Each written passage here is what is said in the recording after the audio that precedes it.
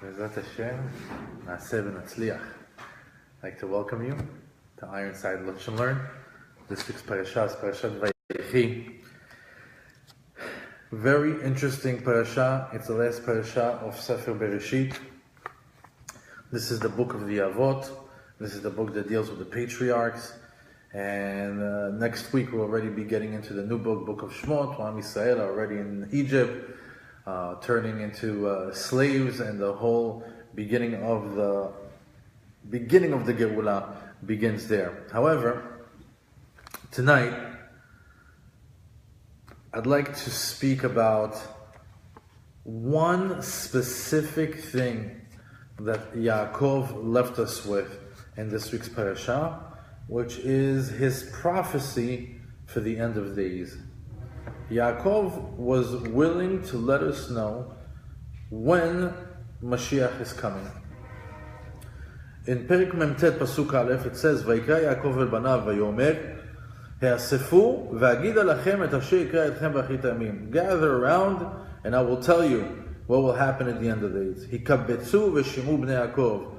Gather and listen, the sons of Yaakov, v'shimu el Yisrael avichem, and listen to Israel your father. Now this was very interesting. He began to prophesize, and then the Shekhinah left him. Rashi says, Bikesh legalot et haketz, he wanted to reveal the end of days, v'nistalka mimeno Shekhinah, and the heavenly presence of the Shekhinah went away from him. V'yitchil lomar dvarim achirim, he started to say different things. Now, him revealing the end of days to us would have had two separate results. One is that we would know the exact date, and certain Jews would wait every day for that date, and Yaakov's thinking was, and they'll have a tremendous sachar in Olam Haba, knowing that Mashiach is coming in 3,000 years, and they're still keeping every single mitzvah. And the flip side of that is that a Jew could say, Mashiach is not coming for another 3,000 years. I'm not going to keep all these mitzvot right now. When Mashiach comes, my great-great-great-grandchildren will do teshuvah, and then they'll be part of the Geulah. But I'm not going to keep mitzvot right now. Mashiach is not coming for a long time. In other words, it'll be disheartening. So that news, even though that Yaakov had good intentions, overall it seems like Hashem was overriding his decision to reveal the end of days, because he knew that maybe the Jews would not be able to withstand living in Galut for such a long period of time and sticking to the Torah mitzvot, knowing that Mashiach will come in such a long ways time. Now, what would be the result of that? Jews would be in the Golah, not in their homeland, and they'd assimilate. They'd start mimicking their surroundings. They'd start living not like Jews, because living for a Jew where his redemption is thousands of years down the road, it's a hard sell. Now, Yeush, anguish, would have taken over Am Yisrael. And when this happened, when this particular thing happened, where Yaakov was willing to reveal the end of days, and Shekhinah left him, right there and then he feared that something is wrong with his children. Why do they not merit for me to tell them what's the end of days? He thought that something was wrong with them.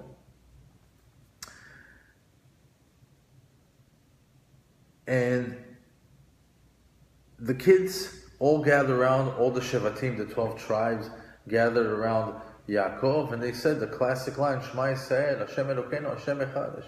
Yaakov, our father, Hashem Elokeinu, God, our God, Hashem Echad is one, it's all one. We hold the same as you. We're not thinking any different than you. We're not holding any different than you. We're all in the same boat. So there's no psolet with us. There's nothing wrong with us. As a matter of fact, what the kids thought was that just like Abraham had Yitzchak and Ishmael, and just like Yitzchak had Yaakov and Esav, they thought that Yaakov had all the children, but Rachel's children were the new branch, Yosef and Binyamin.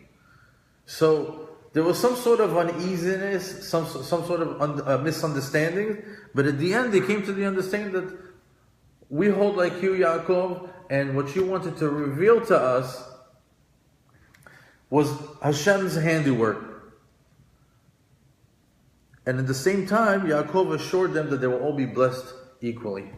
That no one's going to have a special, Yosef is not going to have a special blessing over Yehuda, or vice versa with any child. Now,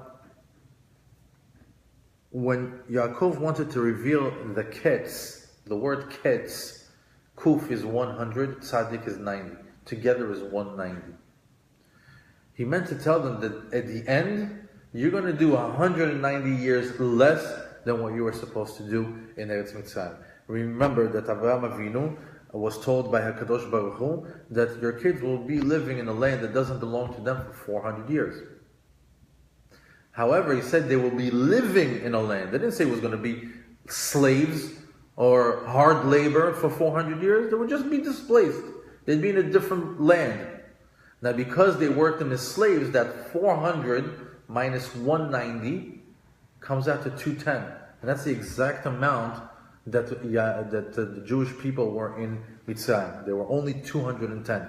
As a matter of fact, there's a different place where it was hinted to that when Yaakov was telling his children, Redu Mitzrayim. When you go down to Mitzrayim, what's Redu? Resh is 200. Dalet is 4, Vav is 6, altogether is 210.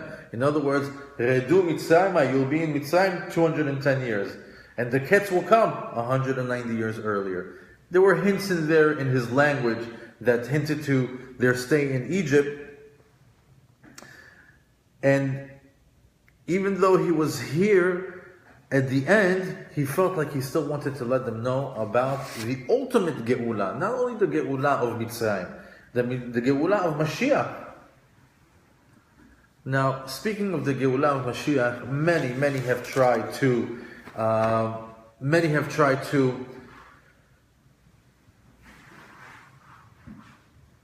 guess when Mashiach will. Some would prophesize. Some very big rabbis from the Gemara, rabbis that we will till today hold as rabbis that we hold by their teachings, have prophesied about the end of times. Some of the current rabbis have said certain things about the end of times.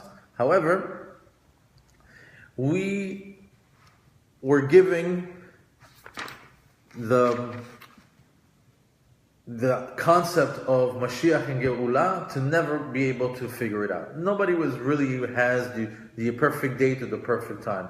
The fact that some rabbis are guessing is one thing, but we don't have the actual date.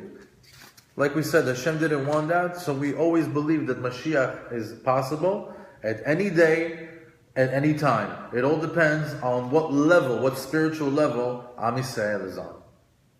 And Yaakov touched that. He let us know that. And we'll see that in a second. One of the most interesting prophecies about the end of time, when Mashiach is coming, is actually by Shlomo HaMelech in Shir HaShirim. Shlomo HaMelech,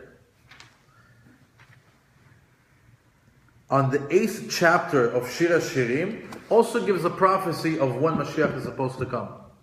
He says over there, Karmi shali lefanai, ha'elef lecha Shlomo, u'matayim lenoterim et piryo.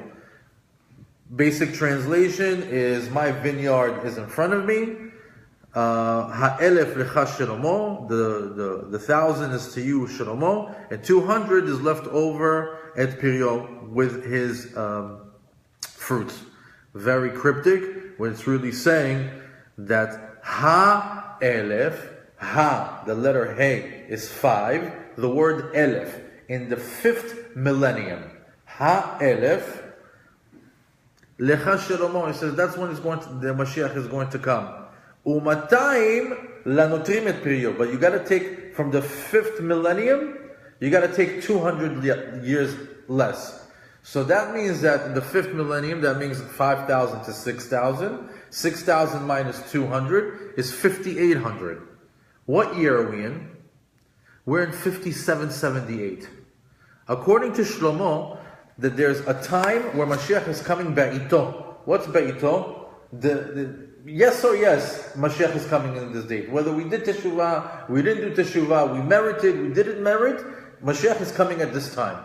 When is it? 5,800.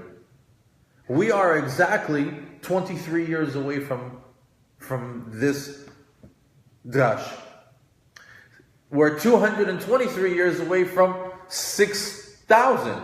But it cannot be 6,000 because we both know that when Shabbat comes in, it comes in, what do? We bring Kabbalat Shabbat. We do before Shabbat. We don't wait till the last minute, right? We light candles before, 18 minutes before, and before that we go into shul ahead of time. There's no way that Shabbat is going to come exactly on that time. All the rabbis tell us that it's impossible that it's going to be, not that it's impossible, hold of some opinions that it's going to be 6,000. It's going to be before that. Shlomo Melech, it says 5,800. According to that, that means that we are 23 years away from that. If that's the case, let's go back to what Yaakov was saying. If that's the case that the end of days is about 23 years away, what was the prophecy that Yaakov wanted to say? So he says over there, Vayikra Yaakov banav v'yomer he'asefu v'agid alachem v'shikra etchem b'achrit hayamim.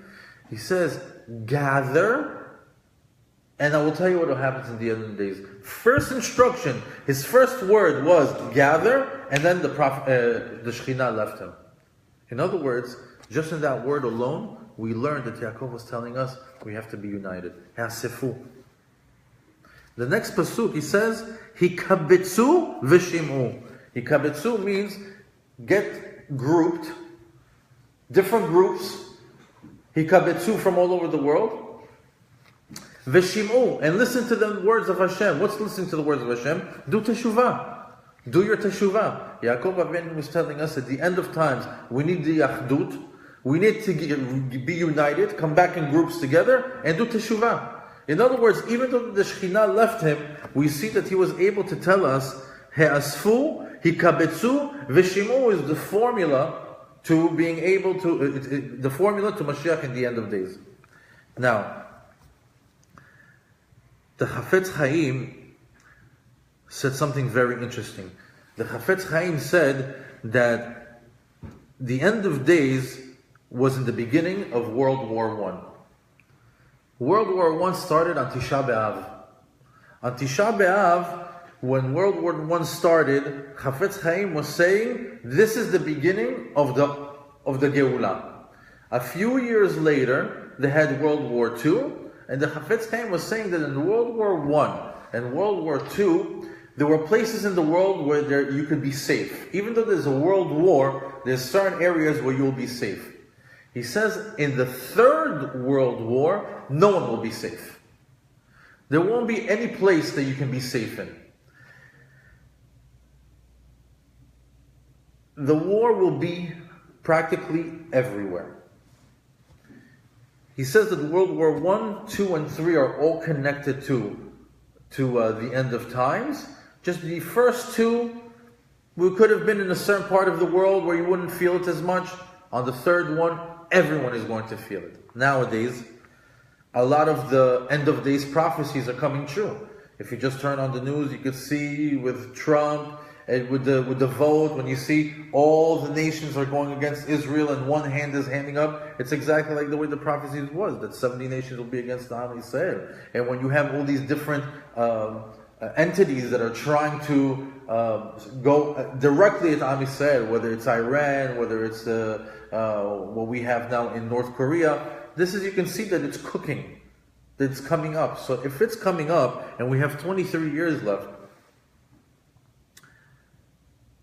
plus all the signs of Mother Nature, we've seen Mother Nature act very strangely in the past few years. Things that are unprecedented. We've never seen this before. We've never seen so many earthquakes, so many mudslides. We haven't seen so many natural disasters, such hurricanes on such magnitude. And they said at the end of the days, those are going to happen because you're going to start to fear Mother Nature, who's being controlled by who? By God.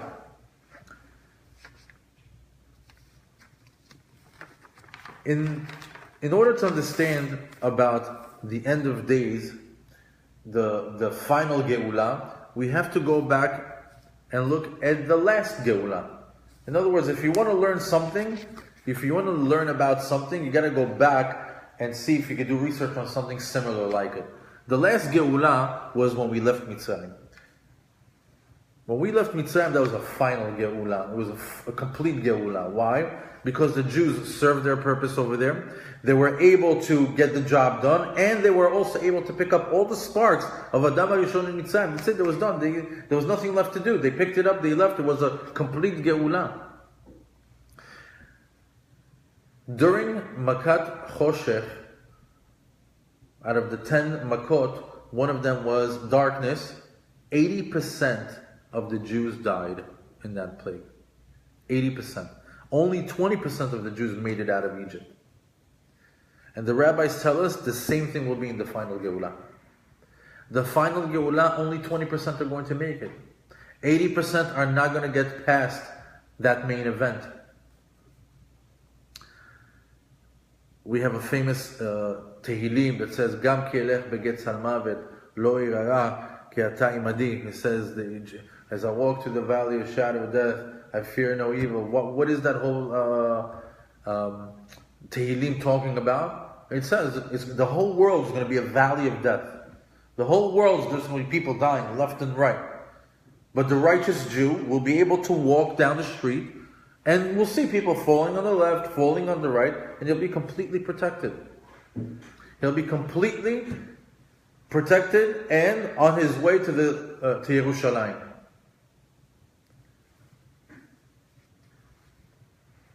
As a matter of fact, the Midrash says that Israel will be covered by a Rosh Leviathan. There's a special Leviathan, special big fish, a whale you can call it, they haven't discovered it yet. It's swimming in the deepest depths of the ocean. Hashem created 2 of them in the time of Bereshit, but when he saw that if they procreate, there won't be room in the ocean for all their offspring, Hashem killed one, kept the other, and it's right now swimming at the end in the deep ocean. And in the time of Mashiach, we will have a huge seudah from this Leviathan. We will all eat from its meat, and also the skin of this whale will be stretched out over Israel. There'll be one big protective blanket, meaning people try to drop bombs, try to create fires. Nothing's going to go through. We're going to protect it by Or Sheliviatan. Now, how do you get to be part of that club? How do you get to be part of that 20%? I mean, the whole thing here is, Yaakov is telling us, at the time of Geulah, gather, unite, do teshuvah. Do those 3 things, you'll be part of the Geulah. However, if you don't do those 3 things, God forbid, the person should be part of that 80%. Now, we all pray and hope that we're on the way to being part of that club, being part of the Geulah club, the Mashiach club, that he comes, and when the time comes and says, okay, you're in, you're not in, you're in, you're not in, you're in, you're in, and he lets us all in. And what we want to do is, now that we have time, is to get as many people in. In other words, you won't have to be a mashpia on your family, on your friends, on anyone that you can. Tell them, hey, just to let you know, this week's parasha, Yaakov is telling us when Mashiach comes, which is now, we're in Ikvita de Mashiach. Everybody's telling us that this is the generation of the heel of Mashiach, that you want us to be part of the Geulah. We are the generation of the Geulah. This is a very unique generation. We are the generation of the Geulah. However, we know that 80% won't make it, so it's our job to make sure that everybody that is around us makes it to that. Because I always say, imagine You're here in Yerushalayim with Mashiach, and on the other side, you see a friend from high school. You see a cousin that didn't make it. Somebody wasn't keeping. Someone who's not holding. What are you going to do? It's going to be torment. So we don't want that. We don't want that heartbreak. We want every Jew to make it. We always have the ability to change that statistic to 80 to 20. It's all in our hands. At the end of the day, everything can change. It all depends on what the Jews do together.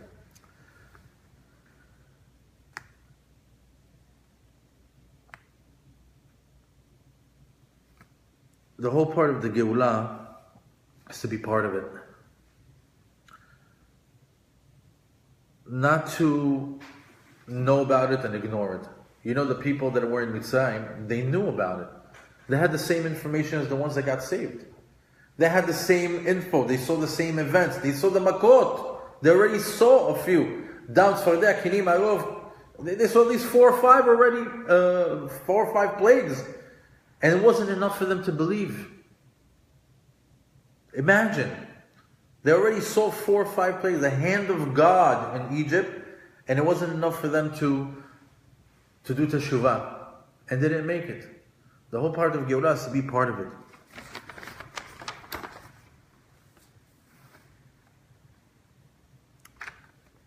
What's left? How much time is left? How many people say, I'll do teshuvah when I get old? I'll do teshuvah when I get married. I'll do teshuvah when I make my millions.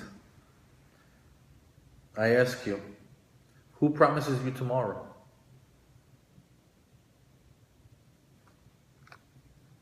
Who says you'll have that opportunity? I heard a story this morning, very, very touching story, and we see that there's this young girl that was in high school that she graduated a few years ago, and while she was in high school, one of her best friends had cancer at the age of 14 and passed away. And then just like a year or 2 later, she lost a good friend in a car accident. And on that same year, she lost a family member, and it was someone that quickly got into a coma and passed away just a few days later. And she wrote a book, she wrote an article for her yearbook called The Indestructible Teen. And she wrote over there, I'm here to foil the story, to foil the notion of that indestructible teen. Because teenagers feel like they have their whole life in front of them. Nothing can hurt them, nothing can bother them. They're invincible. But after going through those 3 events in 1 year, or in her high school career, that indestructible teen attitude faded away, and she came out saying that now I only know that I only have today. I'm not promised tomorrow. That's what she said. No one is promised tomorrow. That indestructible teen attitude is no longer part of her thinking. There's only today. And while you have today, make the best of it. And you want to make the right choice. But you want to make the right choice not for your body, but you want to make the right choice for your neshama.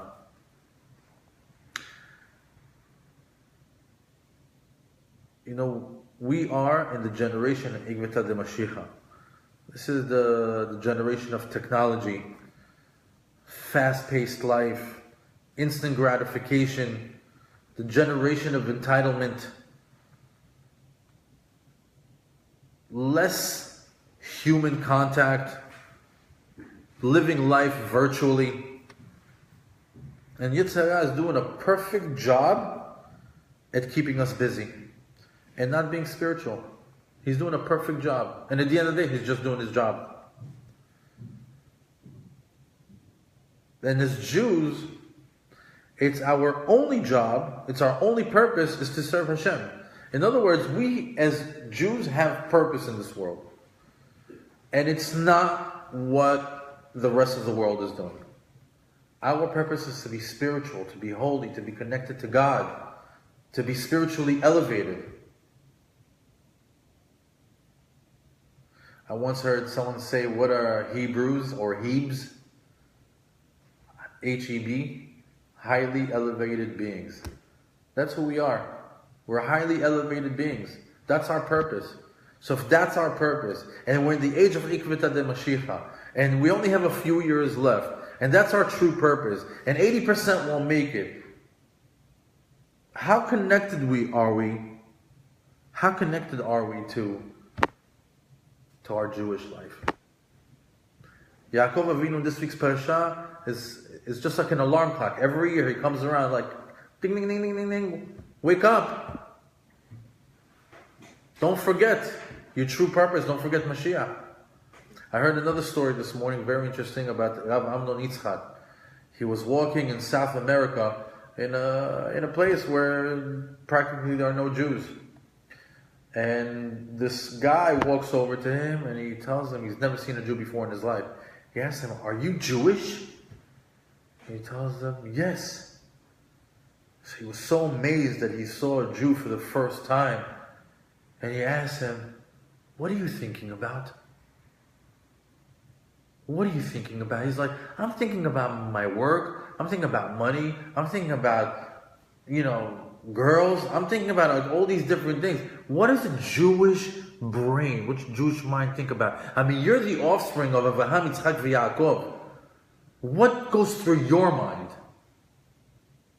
And the rabbi, who was on such a high level to begin with, was saying to himself, wow, look how a goy in the middle of South America gave him the chizuk of, what is it you're really supposed to be thinking about? When you're walking down the street, are you thinking about Hashem, Yerushalayim, Geulah, Torah? Or are you thinking just like everybody else? That gentleman in the middle of South America expected that Jew to have something else running in his mind. So that was very interesting and very mechazek, because Parashat Vayechi is a reset button.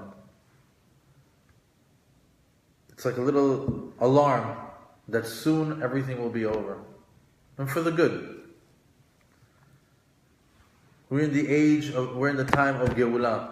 We're in the time of Tchiyat HaMetim. And we want to be part of that. We want to be part of the Geulah. We want to be part of the resurrection. We want to be part of Olam Haba.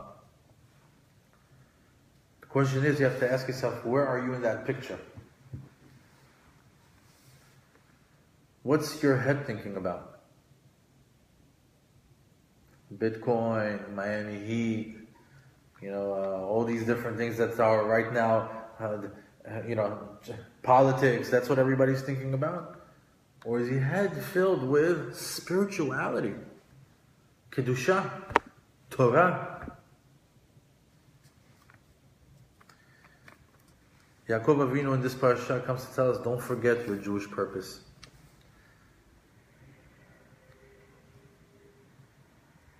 Don't forget why you're here. And if you forgot, then what you have to do is get together, itkabetsu, then as groups get together. And then what? Teshuvah. That's how you're going to get to the time of the Geulah. And the word Vayechi, and you will live.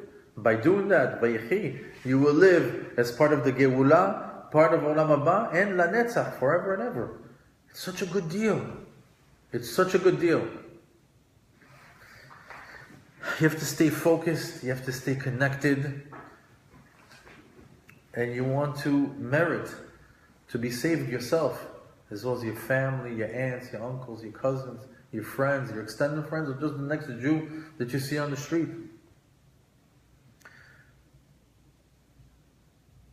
Be'ezat Hashem, that we merit to be part of the Geulah, that we merit to be chazak v'nitchazek in Avodat Hashem, and that Be'ezat Hashem we are about to go into Mitzrayim in Parashat Shemot, But Yaakov Avinu gave us the key already on how to get out. That we should all get out of our personal Mitzrayim and be able to get into a state of Kedusha, Tehara, and in the Dvikut in HaKadosh Baruch Hu, so like that we can really connect to our true essence as a Jew. Hashem,